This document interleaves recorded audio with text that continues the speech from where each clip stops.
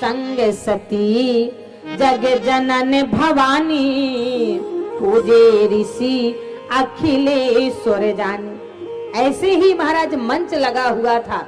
अगस्त मुनि के आश्रम में कथा धारा प्रवाह चल रही थी और जैसे ही भूत भावन शंकर भगवान ब्रह्मा जगदम्बा भगवती देवी सती के सहित पहुंचे, अगस्त जी ने मंच छोड़ दिया, दौड़ करके साष्टांग प्रणाम किया। माता सती को भ्रम हो गया, हम तो कथा सुनने आए हैं और स्वयं व्यास जी ने कथावाचक ने हमको प्रणाम किया। स्वयं व्यास जी ने कथावाचक ने हमको प्रणाम किया और जहां भ्रम हो जाए, संशय हो जाए, तर्क वितर्क लग जाए, फिर कथा में मन लगने वाला नहीं है। और मन कब लगता है? क्योंकि जहां प्रेम होता है, इसीलिए कहा जाता है तब तक प्रेम नहीं होगा। श्री रामचरितमानस है आस्था का विषय। माता देवी सती को भ्रम हो गया। श्री रामचरितमानस में 5 नारियां हैं। कितनी नारियां हैं? 5। सती, सीता, सूर्पनखा, सबरी, स्वयं प्रभा। 5 नारियों की राशि भी एक ही है, कुंभ राशि। और 5 नारियों का माता है, क्योंकि सरिता भाभी की तो कुंभ राशि है और हमारी भी कुंभ राशि है ना। तो श्री रामचरितमानस की 5 नारियों के बारे में बता रहे हैं। श्री रामचरितमानस में 5 नारियां, सती, सीता, सूर्पनखा, सबरी, स्वयं प्रभा। 5 की राशि एक है, 5 का लक्ष्य एक है, प्रभु श्री राम को पाना। मानस इतिहास गवाह है। 5 नारियों का माताओं ध्यान से सुनना, लक्ष्य भी एक है, राम जी को पाना, पर रास्ता ढंग तरीका अलग अलग है। जैसे हम मुंबई आए हैं तो कोई ट्रेन से आया तो कोई प्लेन से आया। भाई प्लेन से आएंगे तो सीधा भोपाल से बैठेंगे सीधा मुंबई, कुछ देखने को नहीं मिलेगा, केवल आकाश। पर जब ट्रेन से आएंगे, आहा कितनी स्टेशनें मिलेंगी देखने को, घूमने को, बहुत कुछ मिल जाएगा। ऐसे ही श्री रामचरितमानस में 5 नारियां हैं। 5 नारियों का लक्ष्य एक है, राम जी को पाना, लेकिन रास्ता ढंग तरीका अलग अलग है। देवी सती पहले नंबर में, पहले नंबर की नारी देवी सती भगवान राम को परीक्षा से पाना चाहती। देवी सीता दूसरे नंबर की नारी। देवी सीता भगवान राम को महाराज आज यहां देवी सीता भगवान राम को प्रतीक्षा से पाना चाहती, इच्छा से पाना चाहती। देवी सीता भगवान राम को इच्छा से पाना चाहती है। सूर्पनखा तीसरे नंबर में, सूर्पनखा भगवान राम को समीक्षा यानी बराबरी। चौथे नंबर की नारी माता सबरी भगवान राम को प्रतीक्षा से पाना चाहती है। 5 की चौपाइयां भी है।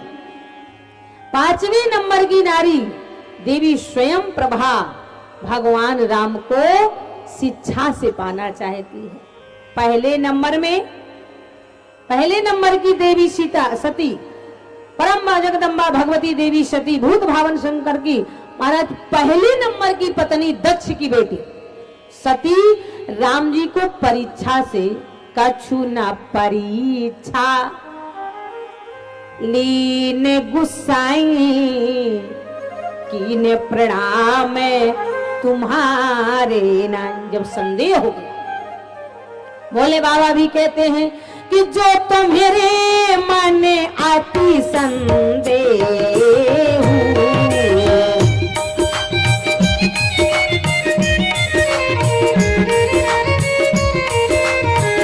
जो तुम्हारे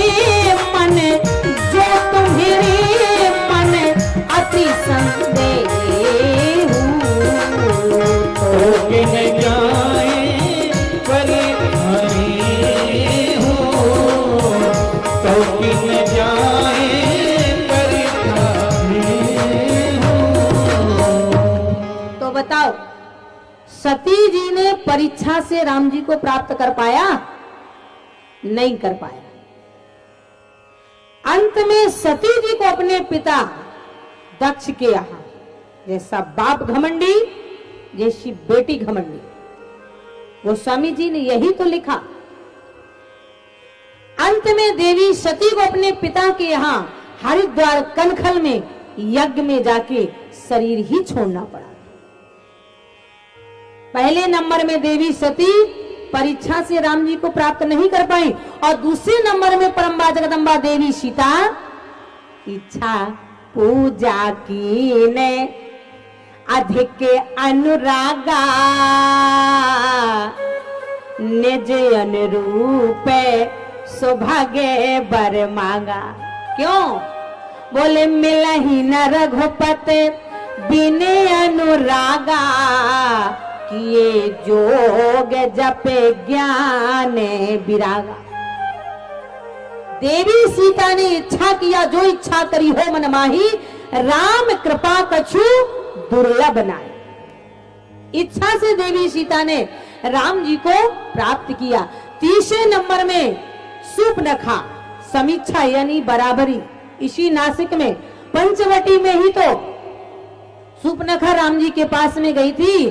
पंचवटी सो गई कबारा, देख बिकल भई युगुल कमारा। पहली बार विदेशी नारी भारत में आई थी, और जैसे ही भारत में आई, भारत के दो राजकुमारों को, राम जी को लक्ष्मण जी को देख करके आकर्षित हो गए, विवाह कर गए। पहुंच गई राम जी के पास, बराबरी करने लगी। महाराज तुम्हें समय पुरुष है, बराबरी समीक्षा, तुम्हें समय पुरुष है, नमो सम नारी, यह संयोगे विधि रचा विचारी। तो कोई बराबरी से भगवान को नहीं प्राप्त कर सकता है। अंत में सूर्पनखा के स्वयं नाग कान कटे, और महाराज उसके भाई के कुल का सर्वनाश हुआ। चौथे नंबर में थी तो जाति से भीलन, काली कलूटी, अनपढ़ गंवार, पर गुरु के वचनों पे बड़ा विश्वास था माता सबरी को। माता सबरी ने बाल अवस्था से वृद्ध अवस्था में, इतना कोई प्रतीक्षा कर सकता है? और कितना प्रतीक्षा किया जब राम जी का जन्म भी नहीं हुआ था। सबरी माता के गुरु जो मतंग जी थे, परम धाम को जाने लगे। सबरी मैया ने पांव पकड़ लिया, गुरुदेव आप तो परम धाम जा रहे हो, मेरा क्या होगा? मतंग जी ने कहा, सबरी तू इसी आश्रम में बैठ करके प्रभु का इंतजार कर, एक दिन तेरे यहाँ राम जरूर आएंगे। सबरी ने पूछ दिया, गुरुदेव कब आएंगे? मतंग जी ने कहा, अभी तो दशरथ जी का ही जन्म नहीं हुआ है। आहा, मानस गुणार चंद्रका से, सबरी अभी तो दशरथ जी का ही जन्म नहीं हुआ है, अभी तो आज का राज चल रहा है। जब दशरथ जी का जन्म होगा, फिर कहीं विवाह होगा, फिर कहीं राम जी का जन्म होगा, फिर वनवास होगा, तब आएंगे। पर कहा भी नहीं जाता है, समरथ को नहीं दोष गुसाए। परमात्मा की लीला है, कभी भी आ सकते हैं, कल भी आ जाए, अभी आ जाए, 4 दिन बाद आ जाए, 1 महीने बाद आ जाए, 1 बरस के बाद आए, कोई ठिकाना है? बोलो, भगवान का कोई ठिकाना है? कब कृपा कर दें, कब दर्शन दे दें। मतंग जी तो चले गए परम धाम, पर सबरी ने बाल अवस्था से सुबह से रास्ता बुहारना, पुष्प बिछाना, जंगल से मीठे मीठे चकचक के फल लाना, अब और दरवाजे में, कुटिया के दरवाजे में बैठ जाए, और सबरी रोज पलके बिछा के देखे, राम तुम कब आओ? सबरी बूढ़ी हो गई, आंखों की नजर कम हो गई, झुर्रियां पड़ गई, दिखाई कम देने लगा, पर सबरी की आस कम नहीं हुई, प्रतीक्षा कम नहीं हुई। पर सबरी रोज भगवान का रास्ता निहारे, और रोज यही देखा करती थी।